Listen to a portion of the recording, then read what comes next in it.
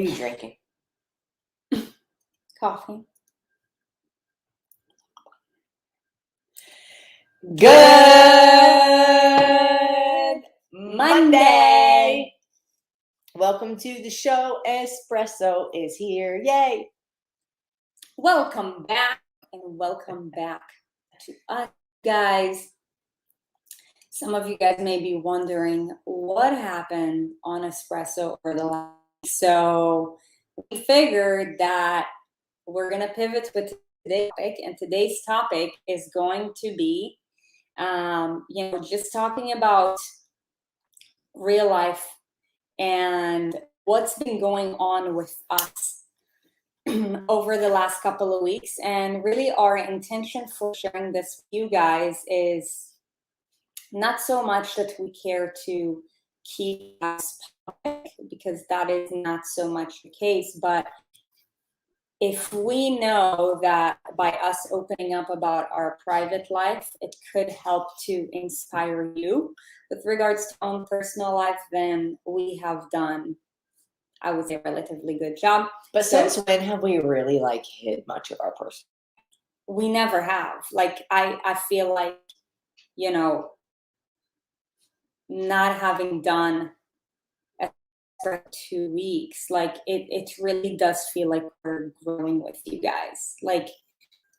If you're finding value from these conversations, just go ahead and comment below. But what I can tell you that I really missed not doing espresso.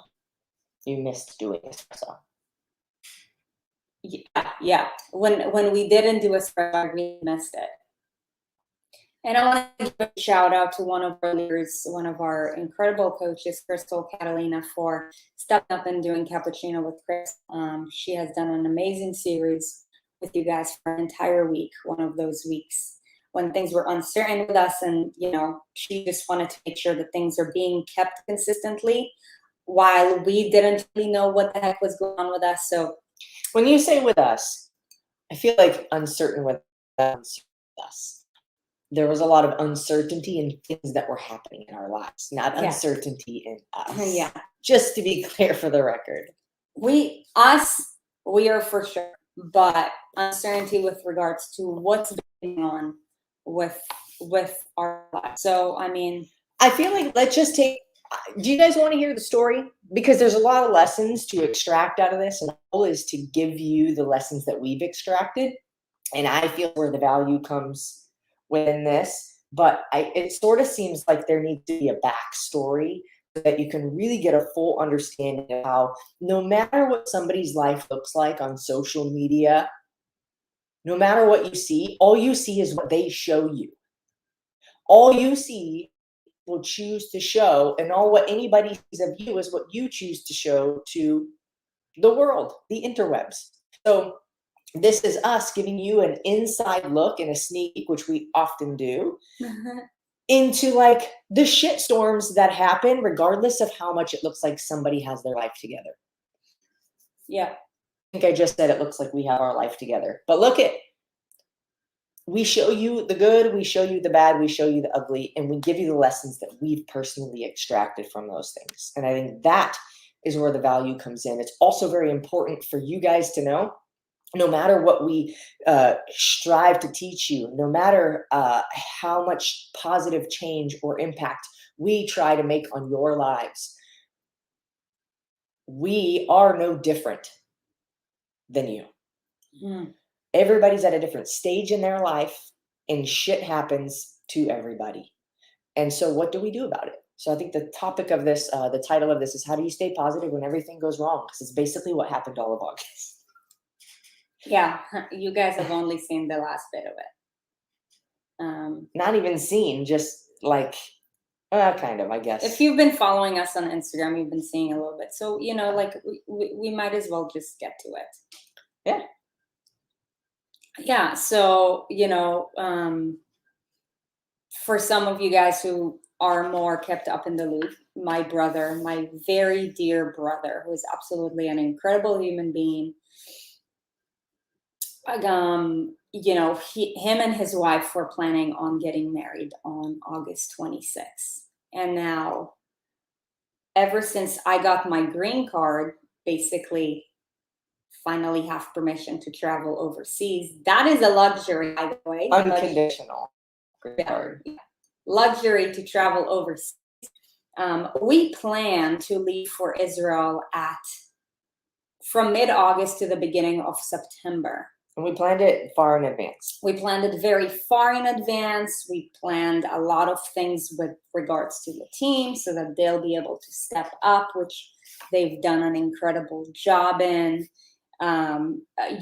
because things got to keep going, even though if we are in a different place. So I would say that, even the team was being put to a test. They did an incredible job.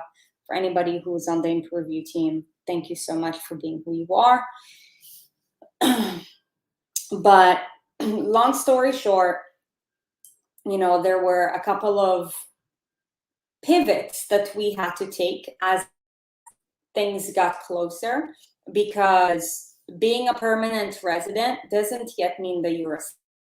And for me, I want to know with everything that I'm doing, I want to be for sure, whatever I start, I want to finish. And when I became, an unconditional U.S. resident, I didn't want to stop there.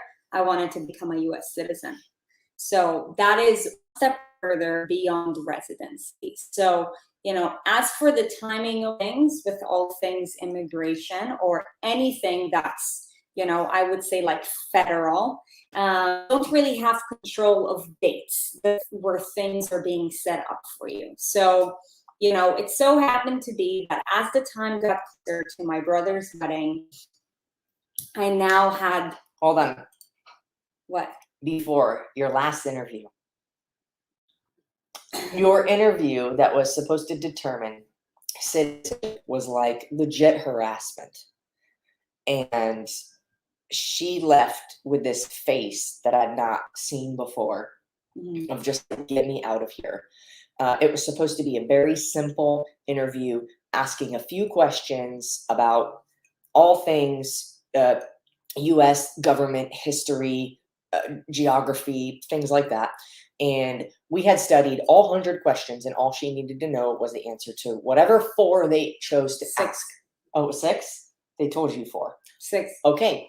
They told her 4. It was 6. Maybe it wasn't 6. Maybe it was your person. But she goes in, answers the 4 questions, and then gets questioned again. All these questions like interrogation, which was supposed to happen on the interview before, that determined her unconditional residency. So it was like this person had it out for her. And she left. We cried. There were some emotions. There was a lot of uncertainty. They said, we have to recheck your case. We didn't know what it even meant or what was going to happen after that. Mm-hmm. Next day, to all of our surprise, you got an email. I got an email stating that I was approved for the next part. It's basically like an oath ceremony where you swear for the United States and the flag, and that was an extremely emotional experience for me. And I couldn't be more happy and grateful for that. However, as we were planning for that, what ends up happening once you become a citizen is that now all of your paperwork is being taken away. So can I tell a story? Yeah. I feel like you tell it in an order that doesn't build up effect. Okay. So I'm going to tell this story. So Sari gets this email, and we've scheduled your oath ceremony. And she's like, we're all surprised because she just got into literally the day before, and we didn't know what was going to happen. They're like, if your oath ceremony gets scheduled, that means you are going to become a citizen. Up to that, and you have to do the things, and you become a citizen of the United States. Huge deal. So I'm working on for 14 years. Okay. So the oath ceremony was on August 8th. The wedding. 6 days before. The wedding, August 26th. When we were supposed to leave, August what? We were supposed 15th, to leave. 16th. August 16th. We were supposed to. Yeah, the Monday beforehand. We were supposed to leave August 16th. Don't mess with the oath ceremony. But okay, Sari, so just have the oath ceremony and then go to Israel right afterwards, and then the wedding is still in a couple of days. That's what I thought. However, when you do the oath ceremony, they take your green card, which means you can't travel outside of the States, a certificate to get your passport, which people are scheduling, like, can't even get an appointment for months from now. And not to mention all of the COVID restrictions and hoops that you have to jump through, and a test this many days in advance, and a authorization thing this many days in advance, and all this. It was just chaos. And we were like, what do we do? What do we do? You go. So we did whatever we could do, right? And when you hire a professional, my lawyer was great, you take advice from your professional. So now I had been going to my brother's wedding. However, once I found out all of the information that, unraveled really quick, like basically a couple days after our initial travels, before the wedding, it was basically impossible to leave the country. So, I was like it was impossible to get back into the country. Right. There's no way I'm leaving if I can't come back here. So, it was dealing with the guilt of not being there for an extremely important moment in your family. This was something that was really important for my brother. This is something that was really important for my mom. And also because there were many things that are new to you that are completely outside of your control. You feel very uncertain and indecisive. And that in and of itself was a struggle. So I kept back and forth. Like the week beforehand, I told my family, like, I'm not coming. And then I felt all this thing. And I was like, this is the only thing that I'm thinking about. I feel like I need to go. My soul felt like I needed to go. So, when you commit first, things, doors open up when you barely even realize that, because you put your subconscious to work. And anyways, became a citizen on August 20th. It was incredible. The night before, we were on one of the coaching calls. We ourselves, we practice what we preach. We talk mentorship all the time. Us ourselves, we invest our resources in order to be mentored by a few different people in order for us to achieve our goal. How many times did you go back and forth, though? I can't even count. It was like 6 times. It's ridiculous. It was like, because then it was like, oh, I can't go, because I started doing research and I was like, I don't think I can go. And then we did more research, but then like every source told us, like, said different stuff. Some had matching materials, some had this but not that, or this thing but not that thing. And so we're like, I don't think that I could go. So then you were like, okay, we're not going for sure. And then we were like, for sure we're not going. We're at the DMV, we're getting our driver's license. And then like then we were on that call with Jared. He's like, we don't need to say any names. Whatever. We were on a call and we figured out how you could get a passport. We're like, okay. So then we're like, okay, well, maybe we are going. So then I started doing more research to try to figure out, how do I get my ass in the country? Mm-hmm. So yeah, and we went back and forth like 4, 5, 6 times. Yeah, because there's a lot of guilt. Like, if you know that you're like, your family relies on you for something and they expect for you to be there, you not being there, if you could get there, is something that's going to haunt you for the rest of your life. And I could feel it in my soul, and that's why I had to do everything that I could for as long as I could figure out a way. But because I was committed, the universe kept on showing me ways. So we're able to find a solution in order to, get our passport much sooner rather than later. And in a matter of 72 hours, I had my passport in my hand because my subconscious was like ready to find answers. So literally closed everything with regards to all things citizenship on Monday. Tuesday early morning, we are on a plane to go to Israel.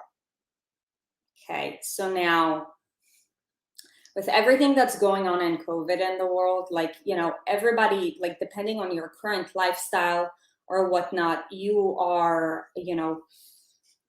experiencing different things. Every state has different laws, also based on your personal belief system. You choose to, avoid listening to certain things, and, you may keep yourself in a bubble.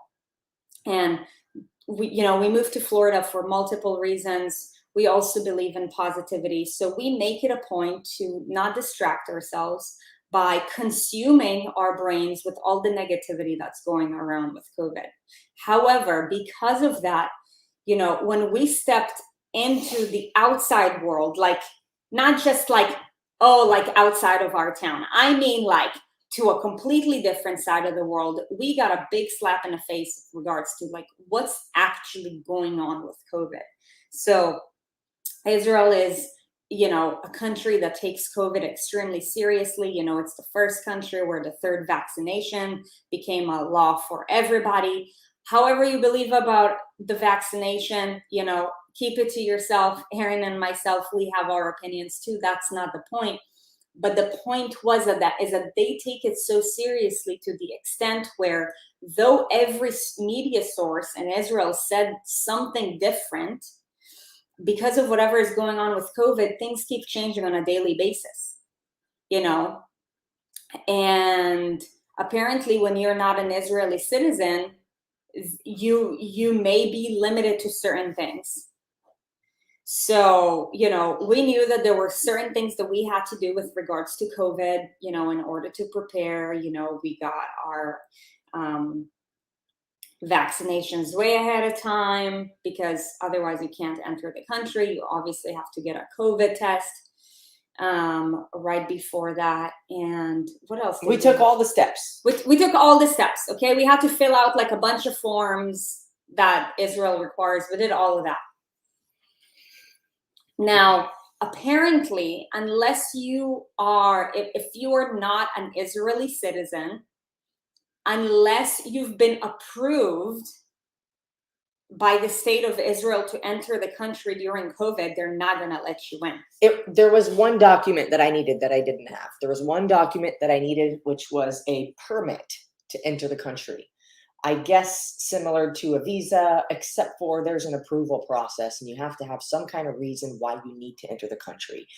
But there's also other sources that said if you are married to an Israeli citizen who and have family in Israel that lives there as a resident permanently, then you can enter.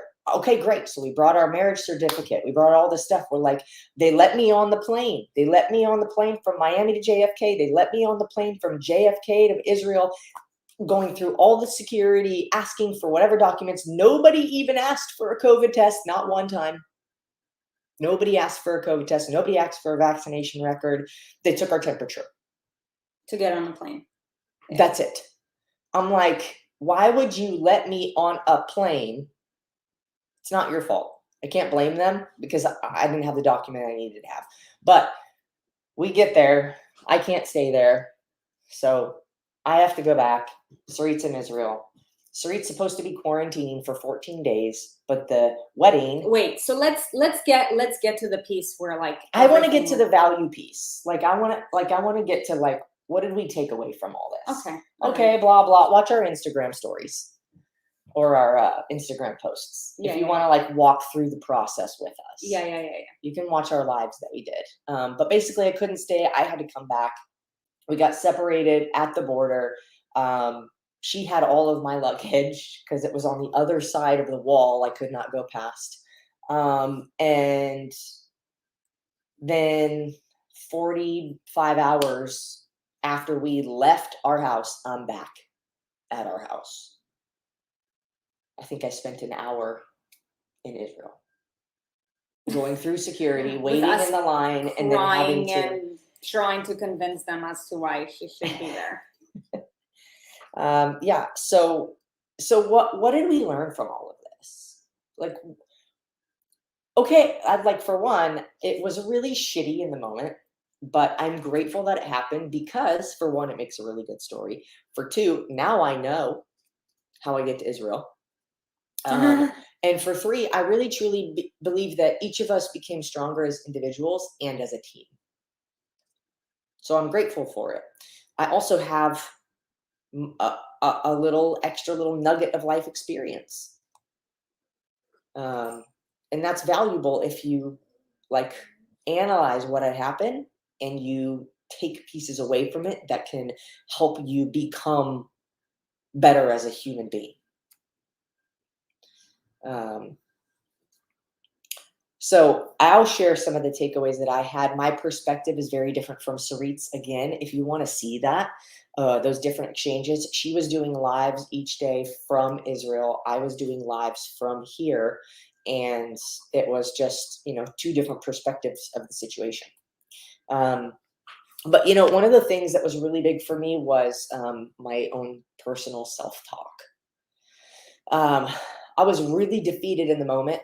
It was a really difficult thing to experience, getting just like kind of separated from your wife, not like literally you're going to be on two other sides of the world, which wasn't expected.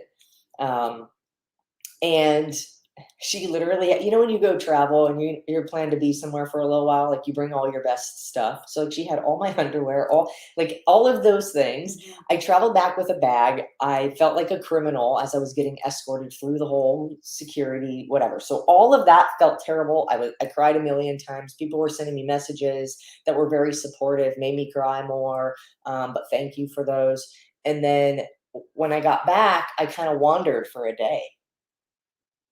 First 2 days, a couple of days. No, first 2 days, I was catching up on sleep, but then I wandered for one day. I literally wandered. I accomplished nothing, and it was a little bit like I wouldn't say woe is me, but I would say it was like I was really down. I was really down. Processing, I would say. You were just feeling what you had to feel. I was feeling what I needed to feel. And then the next, and it scared me because I felt like I had just for that one day, because I didn't have a plan. I didn't have a plan because I was expecting to be in Israel. So there were certain things I was planning to do. And now all the plans change. And I didn't have anything written out for myself, anything scheduled. I had a blank calendar. So I was literally wandering and I felt lost, and it was a really scary feeling. So the first thing is, don't have a blank calendar. Productivity creates purpose. And when you have purpose, you have something to do, something you're working towards. It doesn't have to be a grandiose, esoteric purpose, but just something even for just the day. What's my purpose for this hour? What do I need to accomplish? What's something I can do that makes me feel better, move me forward, whatever. For that one day, I felt like I had no purpose, no intention. So I said the next day, I was like, I'm going to go somewhere where I feel at peace, and I'm going to literally create some intentions for the next however many days. So the self-talk was the first one for me. The next one for me was positive comparison. Somebody somewhere has it worse than you do. Somebody somewhere has it worse than you do. You can find something to be grateful for. Something. I was very grateful. Both Sarit and I were alive and well. We both were still alive. So this is temporary. This separation is temporary. This weird situation that happened, it's all temporary. So I'm grateful for that. And then the last thing, which I already talked about, is the power of setting positive intentions. And what does it look like to achieve those intentions? What do you need to do? What do you need to complete in order to fulfill those intentions.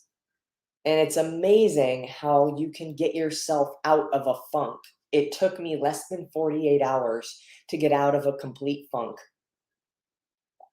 And I think that is just due to the way that we can take a situation, feel what we need to feel, look at it and say, like, why is this happening for me? I had to keep asking myself that. And my theme for that whole like first weekend was we can do hard things. This is really hard, but we can do hard things. And like the what did I just say before that? We It's my can do last hard point. things. Or before that. I don't know. Oh. Intentional action. No, why did this happen for me? This is my last point, and I'll let Sarit talk. Why did this happen for me? I was like, I have no idea what to my benefit this could potentially be right now. But if you keep asking yourself that, something will appear. If you keep asking yourself that, why did this happen for my benefit?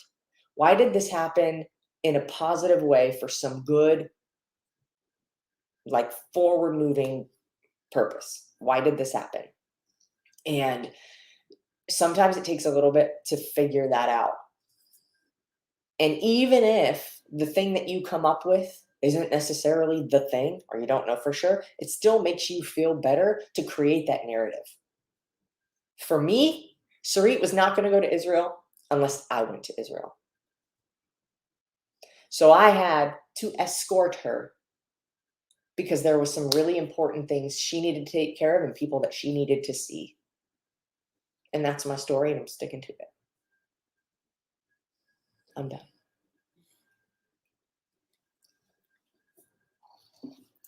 Yeah, my lessons. Number one, it was definitely by design that I became a US citizen. There was a lot of intentionality and a lot of hard work and a lot of patience that came with it.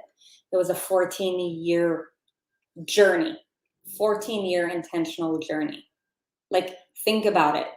Like, I hear so many people say, oh, like, I've been doing this for 3 months and blah, blah, blah. I'm like, imagine doing it for 14 years and not having any guarantee.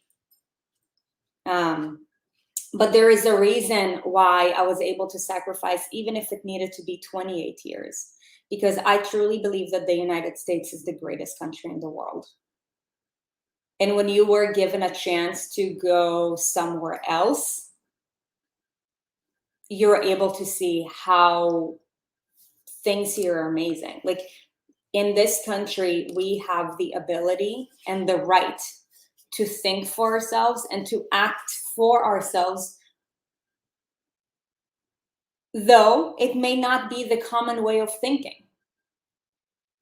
In a lot of other modern countries, Israel being one of them, they now have like shit in the air, like taxis in the air. Like, it's really modern over there, right? Like, extremely high tech. But people don't know how to think for themselves. So they're all being manipulated. And when you know that there's manipulation happening all around you and you do not believe in it, it sucks the living hell out of you, because you're like, how the hell are you so blind you can't see it? But when you're being brainwashed for your entire life about one thing, guess what? You can only think one way. You know, not in this country. In this country, it doesn't matter what you think. You know, we all have the right to think and act for ourselves. Now, all we can hope is that it doesn't endanger anybody else. You know, our thoughts and our actions. But we do have the ability to do that. And that's one of the many reasons why I wanted to live here. Because I know that I think differently. I think in an extremely radical and disruptive way. And in this country, I can create something that can be embraced. Over there, there's just so much force that's against it. It's impossible. So that's lesson number one, that the US is the greatest country in the world. One of the many reasons why I was so ready to come back, because I was like, considering how we entered, considering me seeing all of that, I'm like, I just want to be back to my element. And then the other lesson is, if you want to be fully at peace with your decisions, there are some decisions in life where you're going to need to take the harder road. You know, with everything that, you know, all the uncertainty with my citizenship, with COVID, the easier road would be to stay in my comfort zone and to not leave. But my soul told me you have to be there for your family on that day. And that was the harder road. There was so much uncertainty with regards to so many things that both Erin and I have fought for so many years, but we're like, you know what, we're willing to put that on the line. And, you know, if it's meant to be, the cards are gonna, you know, roll with us. If not, then that too shall pass. So, you know, we were both okay with taking the harder road, which it was. And I would tell you guys this, it was like God came to me and was like, Sari, for 10 days, you're going to live a completely different set of life, a life that you're not about, a life that, you know, definitely doesn't put you in your best state, a life where every day is a challenge just to, you know, get by from a mental standpoint. And then in 10 days, you're going to come back and everything is going to be the same. It's a mental trip is what it is. You know? So the third lesson, you know, surround yourself with good people. Now, what do I mean when I say good people? I mean people who are willing to be there for you through thick and thin. And, you know, for one, we want to appreciate each and every one of you guys, like, you know, for the messages that you've sent us throughout, like, you know, the comments, all of that, you know, really, we felt like we needed that from you guys. That was our lean in. Yeah, we leaned in hard and we leaned into you guys. I also want to give a huge, you know, thank you to, you know, the members of our team, especially Lauren, Crystal, and Ashley. Like, they were there for you, like, physically. Like, yeah. And, you know, like, they sacrificed certain things that week for the sake of your well-being, because they knew that Erin is in such a compromised state. You guys, like, to have people like that in your life who are fully supportive through action is rare. It's like ride or die. Ride or die. So, you know, surrounding yourself with really great people, because you guys, the environment that we cultivate is the perspective that we will have in life. And that's our inspiration for creating the ENS Army. Like, yes, we're great at teaching weight loss, but, you know, if you've been studying our material long enough, what you've probably realized is that we teach resiliency in life, and your body is a byproduct of how capable you are to be consistent when the road gets tough. That's why not a lot of people have a hard ass body that's maintained for a really long time in a clean way, because it's hard. And you can either make excuses or you can lean in when shit gets tough.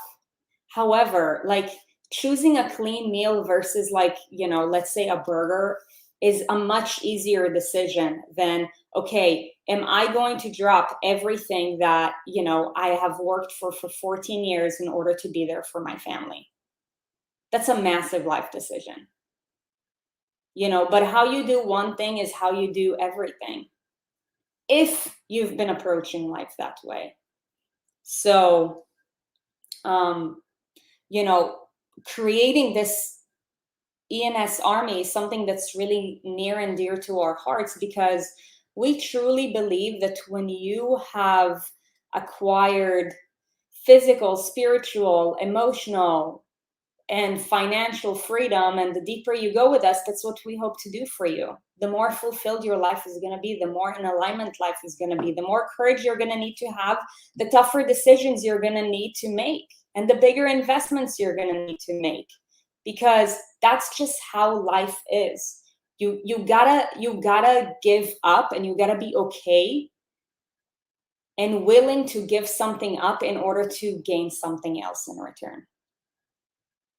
I had to give up 14 years of traveling when I love to travel for the sake of getting a piece of paper that will give me permission to go anywhere while living wherever I want to.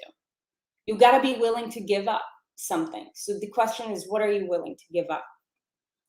And then I truly hope that through the ENS army, each and every one of you guys will be able to stand for something that you believe in. That it doesn't matter where you've come from. That it doesn't matter what your genetics are. It doesn't matter what any doctor has ever told you. It doesn't matter what your parents, siblings, anybody has ever told you. That you will be able to cultivate the life that you want to live and that you love to live, because you're unapologetic about how you're going to stand up for what you believe in. Stand for something or you'll fall for anything. Yep. Something else that I thought of was the ability to manage emotions on purpose. The ability to manage emotions.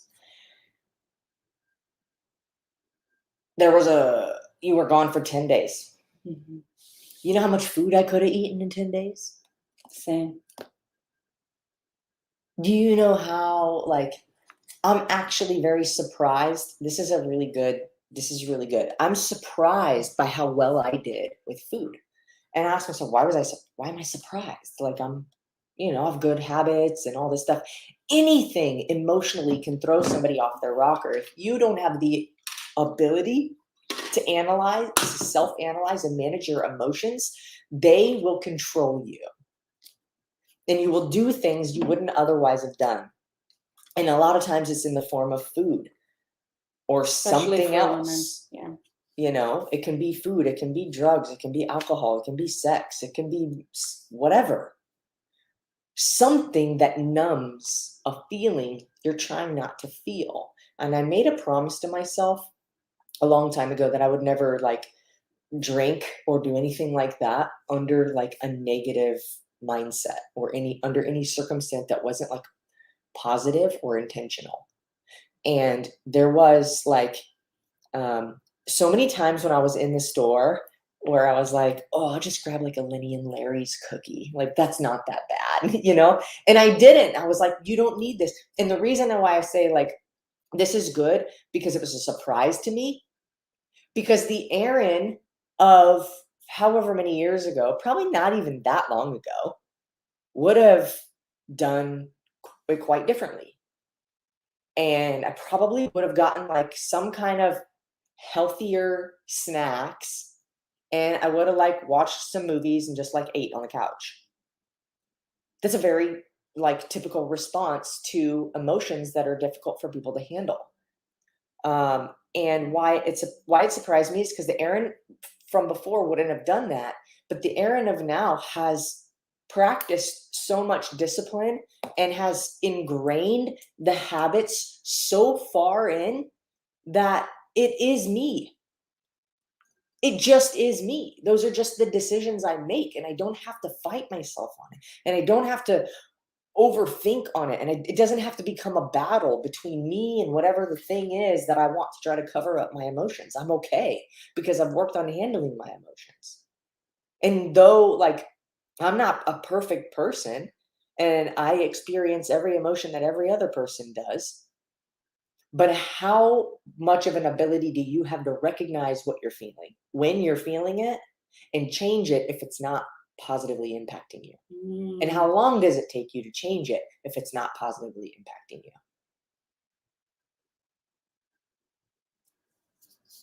Yeah. And then the other thing is productivity is sanity. You know, when I got there, initially I had a 14-day quarantine. I was told that if I do this test, it's going to be a 1-day quarantine. So I did it. And then we get a letter from the Ministry of Health saying that I have a 2-week quarantine. Now, mind you, like we had tickets that we booked. So I already had to change ticket number 1 because now I'm like, okay, I for sure have to be in quarantine no matter what. So leaving on Sunday and just being there for the weekend so I can come back to Aaron and my life is not really like legitimate.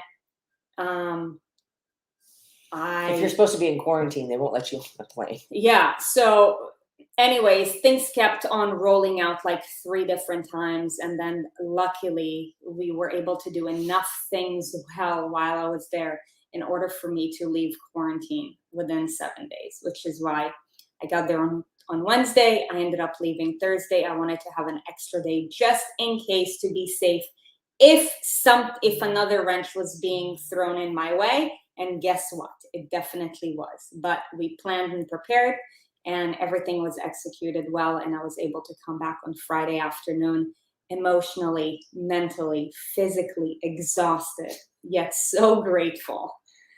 I felt like I literally slept like the entire weekend. And this morning I woke up at 4 a.m. just, full of joy and gratitude for being in alignment with my purpose and doing what I love to do each and every day and add value to you guys. But in this 0 to 1 to 14 to 7-day quarantine, I was like, what if, when all these things come your way and you're by yourself, and I believe that Aaron is my superpower, by the way, and that is taken away from you, you start thinking about what is worst case scenario and how do I prepare for that? You know what I thought about? What? Yesterday, I was like, Sarit's like Batman and I'm Robin. Like Sarit's like the real superhero, but I'm like the really supportive superhero. Well, anyways, I think that you're my superhero. But you start preparing for worst case scenario, and I told myself, how the heck are you gonna get through your week? Because you know what your low you is, and you know what your high you is, and you know what triggers you to be your low you, and you're like, okay, how can I manage? And I'm like, I need to do what I can in order to be in control of my time. How do I do that? I'm like, I'm going to pack up my calendar with things that can make me feel productive. You guys, production is sanity. And that's why the people who have the most things going on in their lives are normally like the people who are most fulfilled. So whatever it is that you have going on, be grateful for that. Because I guarantee you that if you didn't have anything going on. I wouldn't say that the most things going on. I would say the most productive things happening. Like, yeah, productive things. Because no negativity. I mean, of course. It's easy to fill up a calendar with shit. Right. Right? But like, is it productive? When you're productive, yeah, you feel good. So production is sanity. Truly is. And that's how I was really able to get through last week. You guys, yeah, I mean, we had a different episode planned for today, but we're like, well, we have to acknowledge the elephant in the room. Otherwise, you guys would probably ask, well, are they even human? Or maybe you just be curious. It's like full closure to the circle, and like, what the heck did we learn from all this madness? Yeah. So you guys, what I would love for you guys to do today is, out of all the things that we talked about and considering whatever you have going on in your life, if you can, Danny, if you can do us a favor and just write a post on the ENS page that says, what was your biggest takeaway from today's espresso? And if you guys, considering what you have in your life, could just share based on what we talked about, what was your biggest takeaway? would love to see that, because truthfully, that is our intention for doing all that we do here, is to, add value and to create a community that is so strong and also big, because the bigger we are, the stronger each and every one of us becomes. No matter what, the intention is to add value to you so that you can go ahead and take it to your own life. And also, whoever you know in your life that would benefit from listening to this, just go ahead and share it with them, because this is why we do what we do. And can you come here real quick? Yeah. Also, if you haven't noticed online on the interwebulars or anything like that, the TKC is coming back. TKC starting September 20th. ImproveYouSolutions.com/TKC.